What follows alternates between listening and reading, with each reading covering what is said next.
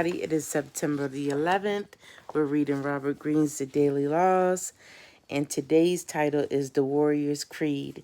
That's why I used Nas's song with Alicia Keys. Reality can be defined by a sharp series of limitations on every living thing, the final boundary being death. We have only so much energy to expend before we tire. Only so much in the way of food and resources is available to us. Our skills and capacities can go only so far. An animal lives within those limits.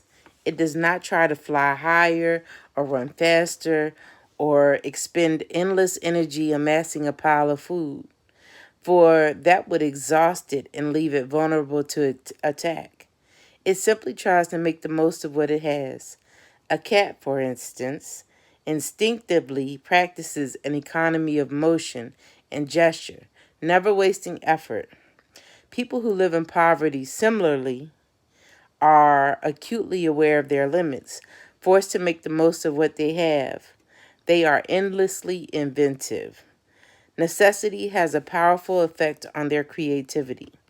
The problem faced by those of us who live in societies of abundance is that we lose a sense of limit.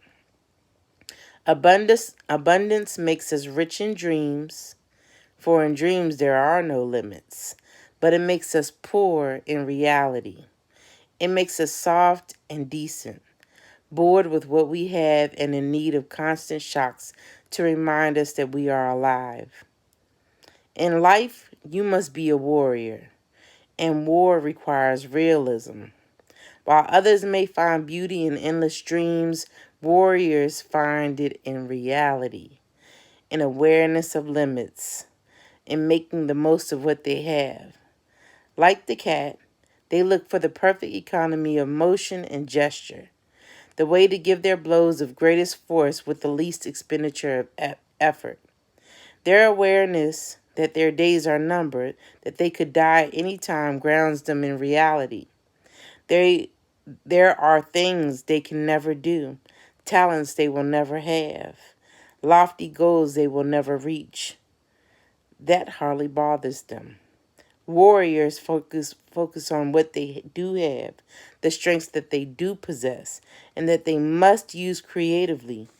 Knowing when to slow down, to renew, to retrench, they outlast their opponents. They play for the long term. Daily law. Sometimes in strategy, you have to ignore your greatest strength and force yourself to get the maximum out of the minimum. Even if you have the technology, fight the peasants' war. The 33 strategies of war. Strategy 8. Pick your battles carefully. The perfect economy strategy. If y'all have this book, go and read this one again. Read it again or listen to it again. It's a lot in this one. This is picking and choosing your battles. This is when I say it a lot. But he's saying, always live for the realism that, we can't just dream and be all up in the clouds and, always think that everything's going to be perfect, because at any time something can happen, and we can lose everything. And that's weak people that are not warriors. When they lose everything or they have something that disappoints them, they lose their shit. They can't deal with it. And then what do? They want to off themselves. But a warrior, even with the simplicity and losing everything or whatever, they're going to fight back. They're going to economize, and a homeless person will, they'll be creative, and they're going to make something out of nothing. Read this one again if you got it, or listen to it. Y'all have a good night and come back tomorrow.